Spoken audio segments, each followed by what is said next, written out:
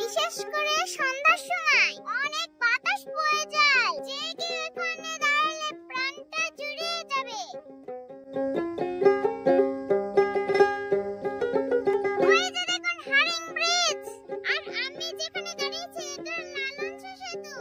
এখান দিয়ে গাড়ি যাতায়াত করে।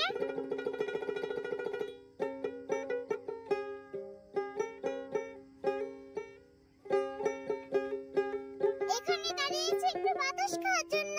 সেই সাথে রূপপুরের সৌন্দর্য